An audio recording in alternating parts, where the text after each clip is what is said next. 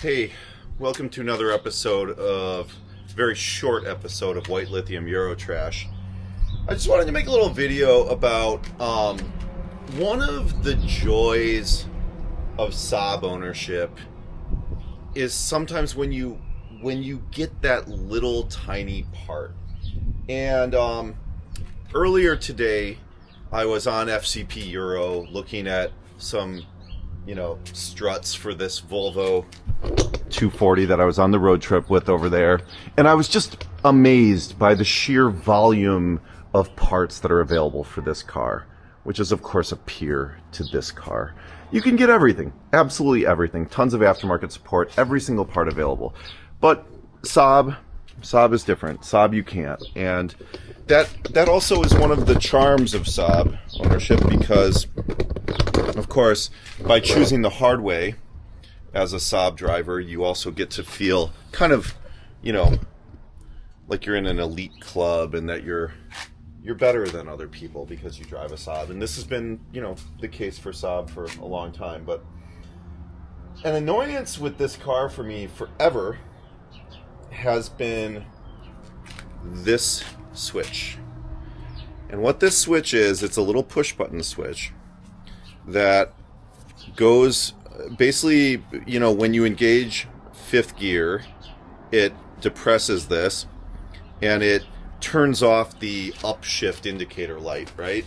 And it's right down there on the transmission. And I'll tell you what, I've had a very, very hard time locating one of these. And finally, I hit up Rose at Saab Parts Pro, my best friend over there, and asked her, and she said, hey, I'll go out to the shed when it warms up in the spring and I'll see if I can find one for you. Because you can find a switch like this very easily, but it has the wrong connector on it. Or you can find it with the wrong, threaded end. But to find actually the correct part, I've had kind of some difficulty doing that. And let's see, let's test this out quick here. See if I can continuity test this.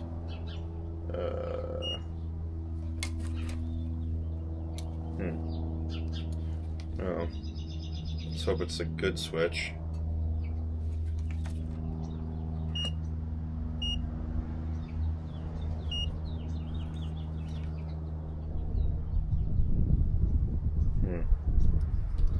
Well, it'd be truly sad if I go to all this effort and I get a bad switch and then I start making this video. And,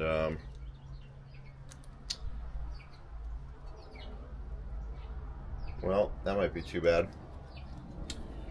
I assume that this is just kind of an open-close switch. This is a very simple switch.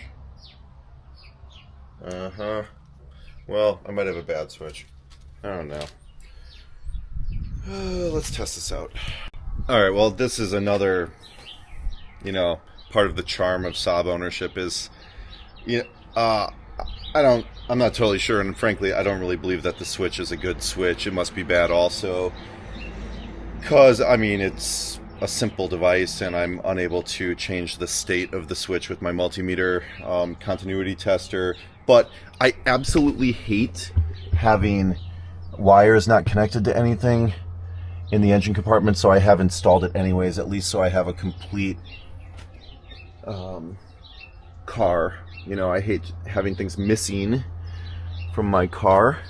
And yeah, you can also showcase these new fuel lines that I got from Ben Crone with the motor that I acquired from him. They're nice.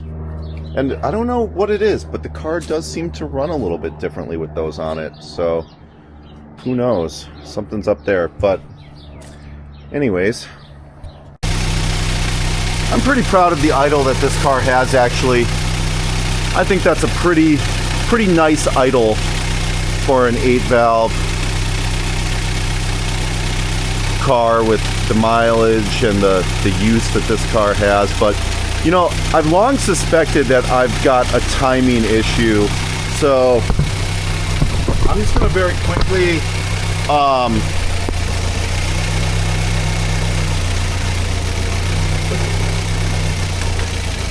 I don't think the vacuum advance is working on this car, okay? So here's what I'm going to do. I'm going to hook up this vacuum tester. Look at this. Nothing. Nothing.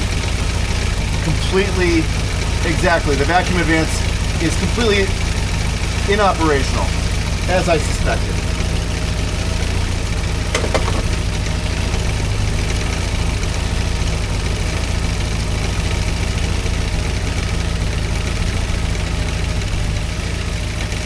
So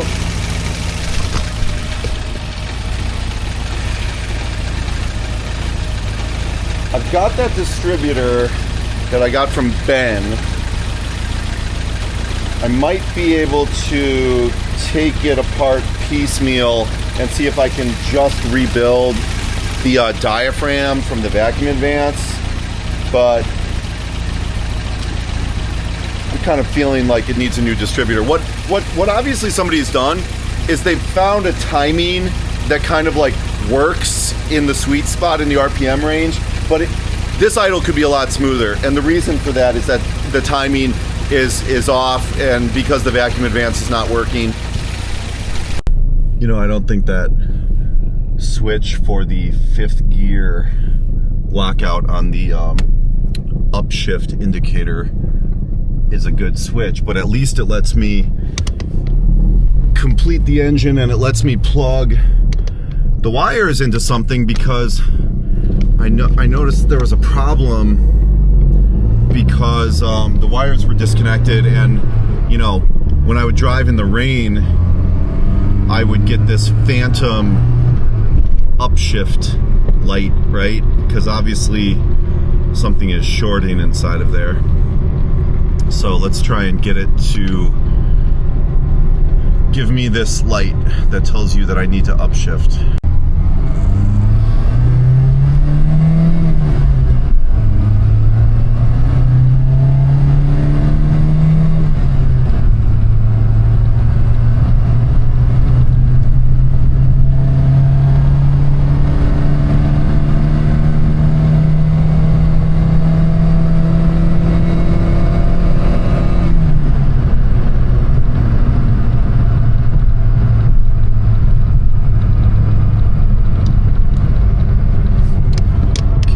Obviously, I am not getting the upshift light to turn on at all,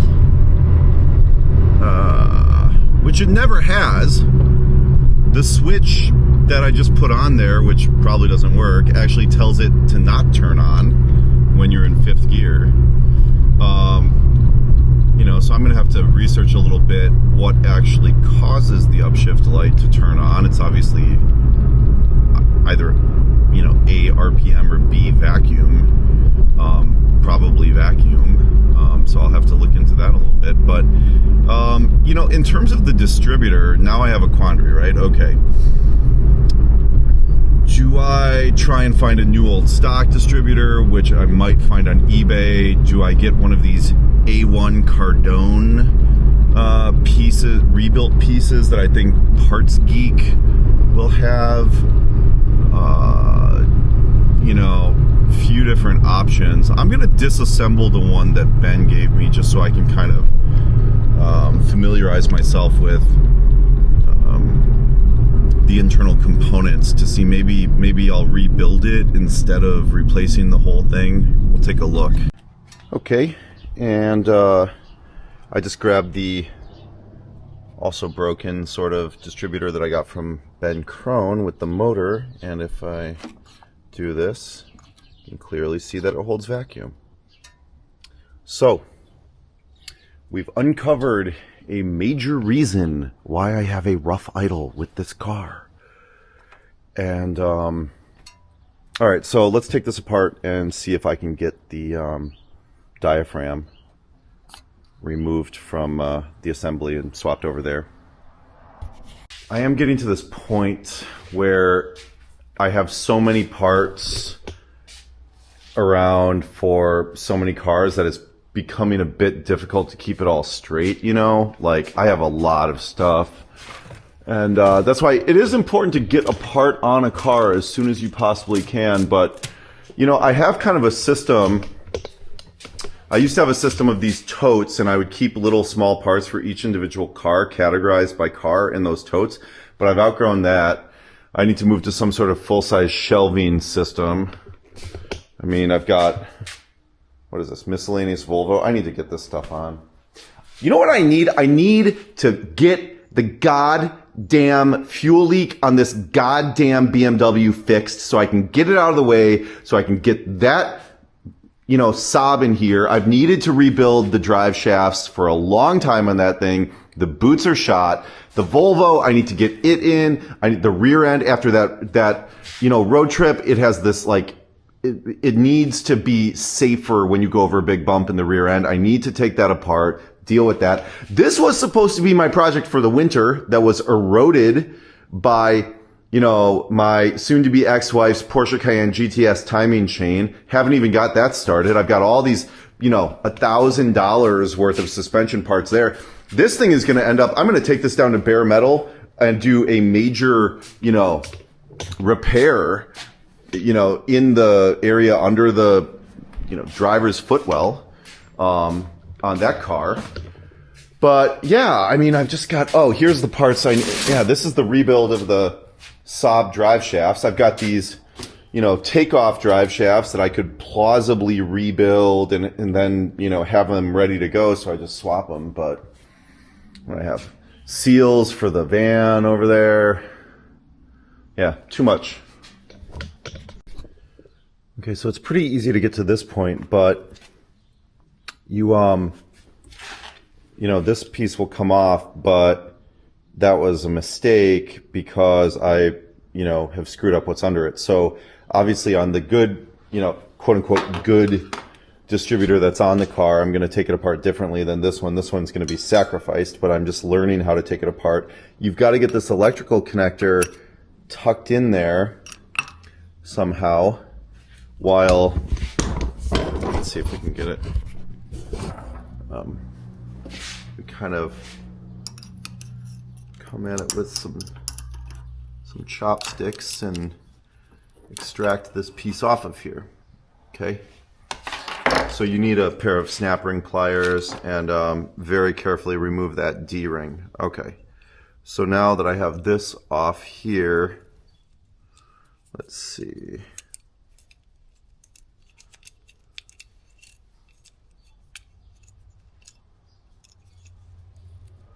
Oh man, this is some...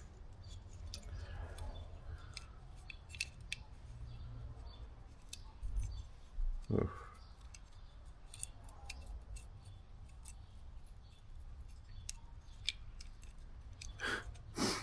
I'll tell you what, this is some busyness right here. Where did the vacuum advance attach to is what I'm concerned with. Because we have these springs right here. Okay, then we have two springs, and then this would have come in where? Right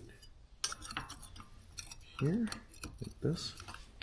Yeah, this would have come in like this. Okay, and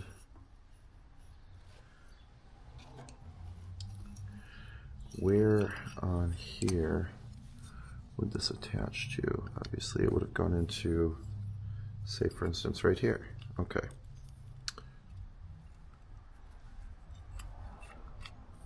So I've dropped one of the springs, but obviously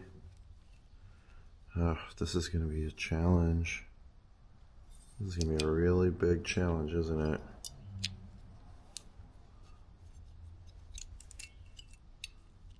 Because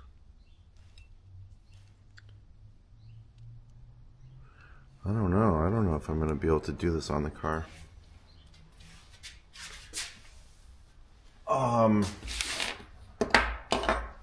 Okay, let me think about this. So I'm gonna have to research this. This piece right here is threaded onto this piece right here. And then it has this pin, if you can see it, that basically makes this an unserviceable item. But then I'm like, all right, well, I could get this in here, but then how do I connect the springs that need to connect between here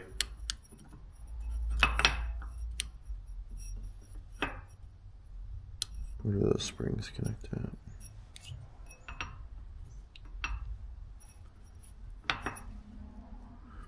The springs would connect between here and these little posts inside of here,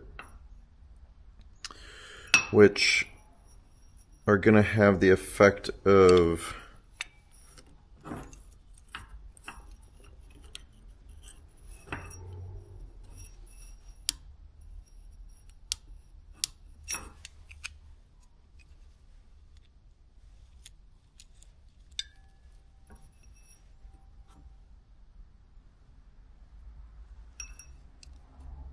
effect of what? What do the springs actually do for us here?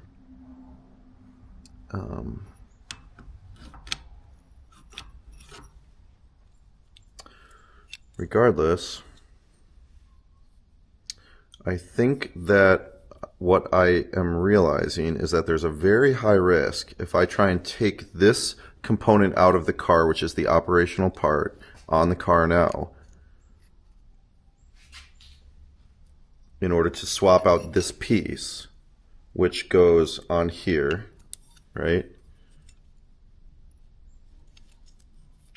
Right? Or wrong? No, because that's a rotating assembly, so that can't be right. So what is the stationary piece? No. It's this right here. It's this. Ah, yes.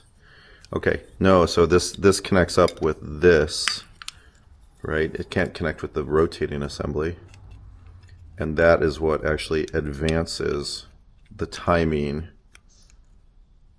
with the vacuum. Okay, so if it should lift out this way, but the question is,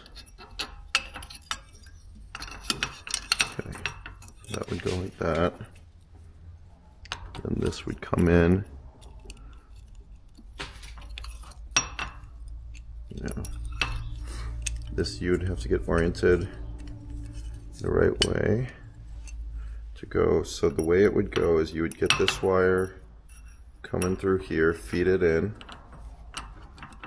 Okay. Then you'd put that in. And I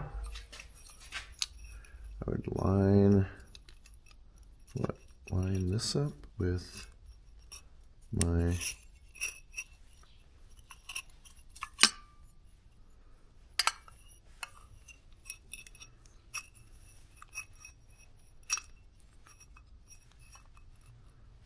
not really sure.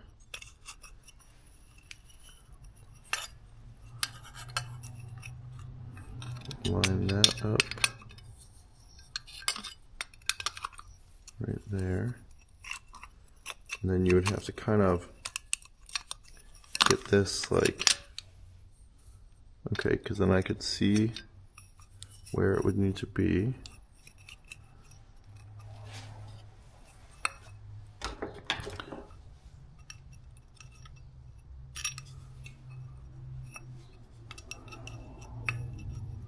And the fact of the matter is there's zero chance I'm going to do this on the car, obviously. Yeah.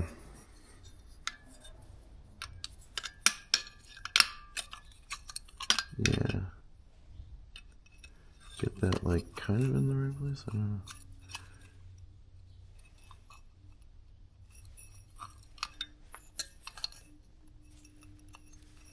know. Okay, well, I don't know that I'm going to have... Oh, and I'm dropping even more pieces, so... I think we're kind of explaining to ourselves that we're going to be looking for a distributor. Which It's sad because I would think I would be able to just, wish there was some easy way to just change this component. Maybe I can just change this component without taking the whole thing off. You know what? I'm going to give it a try. What the hell? Maybe I can. Now I'll be able to kind of basically come in, now that I know how this goes, I'll be able to go like this, right? Go like this and get it onto there. See, the thing about a situation like this is, if I succeed, I save myself $250. If I fail, I have a car that doesn't run for a while. But, you know, as long as I have other cars that do run, which thankfully I do right now, that's not that big of a deal for me. So we'll give it a try, because now that I know that the distributor is not working, it is going to become an obsession for me to make it work correctly. All right, I've got the screws out. Now let's see if I can carefully get this out. Now that I know roughly kind of how it works, I know that I need to come down this way, right? So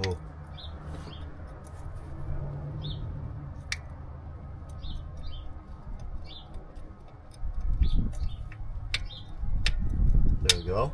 No.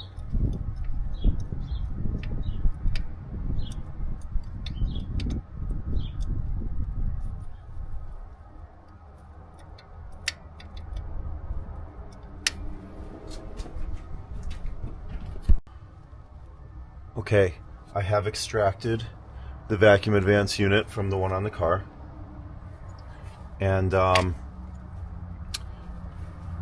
I fear is the easy part. Now I have to try and get the other one back on. Okay, if you look in here, you can see the little nub where I need to hook the diaphragm advance onto.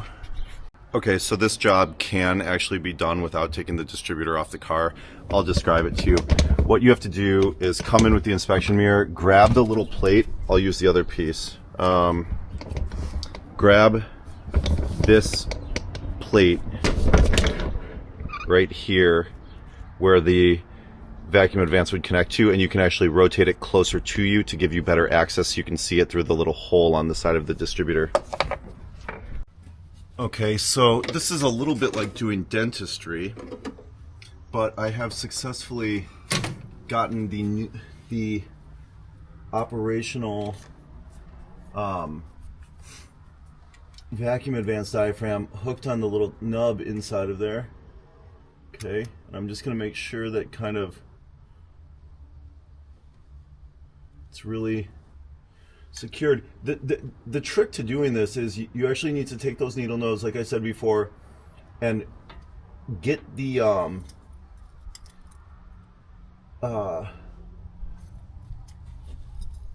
central component in the distributor actually centered on the hole. Get it as close to the hole as you can possibly get it, and of course that has to come apart, and well, of course it's made to come apart because it's brilliant. It's a Saab, and you can do it very carefully, and hopefully this works. Now the problem is, my theory is that whoever did this before actually did do the timing, but they set the timing to the happy medium like I discussed, and so the timing will be off, and I'm gonna have to redo the timing, but that's not a big deal.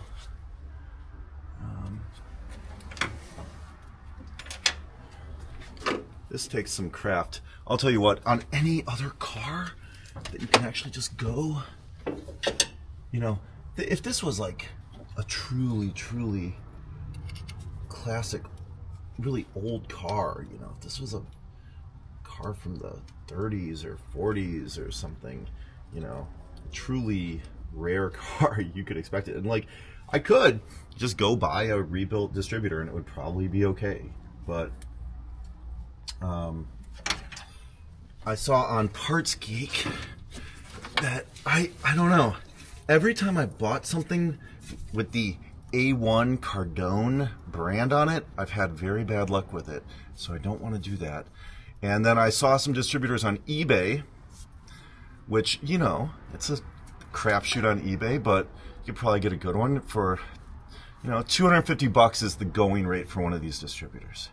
And I just, you know, because I got this part from Ben Crone, Saab Sickness, I might as well. I've known in the back of my mind, I've known that there's a problem with this vacuum advance for quite some time. And you know how sometimes with your car you just get in denial basically because you don't actually want to deal with the reality of it, or you have bigger problems that you're dealing with. Wow, this rotor has quite a number of miles. I mean, I've probably got 30,000 miles on this thing. Let me go look at his rotor and see if it's better.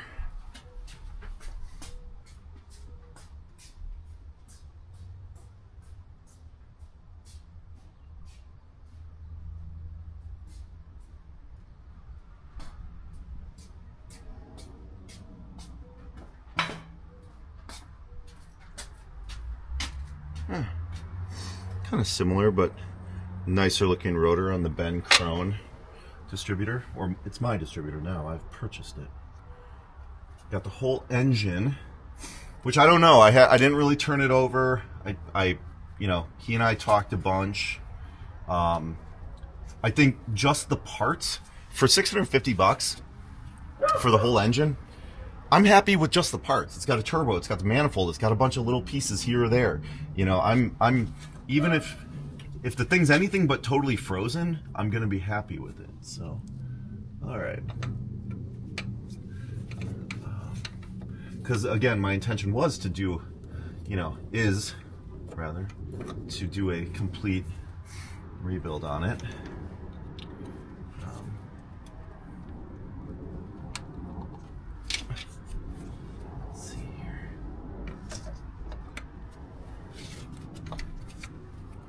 You know, the reason I'm making these videos, I actually sit on YouTube and I will watch other people work on cars on YouTube, so I'm assuming that there are other people that will sit,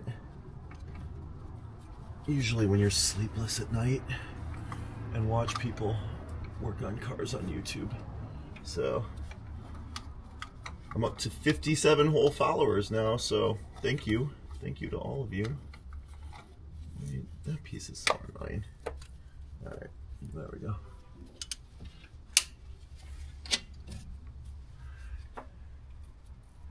Thank you to my 57 first followers. There we go. Okay, we have a working vacuum advance. Let's see what happens when we turn it on. If I were actually a professional mechanic, I would look at how messy it is under here, and I would take off this valve cover and put on the gasket that I've had sitting around for literally half a year. Because I'll tell you what, there is a special place in hell for people that use this orange RTV instead of getting the gasket on a car like this. Who does that? All right, if you've made it this far in this video, you are an awesome person. And you know what? We should talk sometime, because you obviously care about cars. But I'm going to take this moment, because isn't this a great moment when you do something to your car and you don't know exactly if it's going to work, and you just have that little kind of, it's like Schrodinger's moment where the car could either work great or it could do nothing at all. And for me, this is like one of the most enjoyable and exciting parts of working on a car. So let's turn the key. We know it's going to start.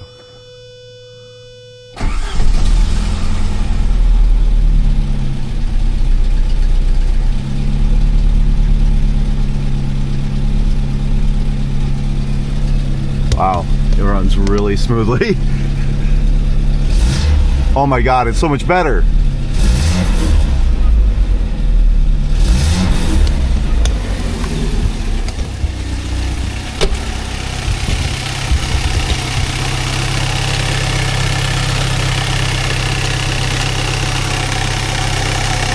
This situation with my alternator, I put new bushings on it.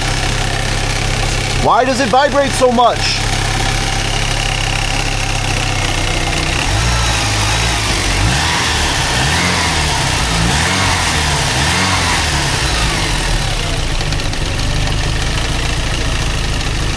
Great. Now I am gonna have to go back and check the timing now, but man, that just puts a smile on my face. Go white lithium Eurotrash. I'll tell you what, without even doing the timing, this is the smoothest idle that this car has ever had. This vacuum advance has been bad since day one. I've owned the car for about 2.5 years. Not only do you have a vacuum leak, but you also don't get any advance out of it. Wow.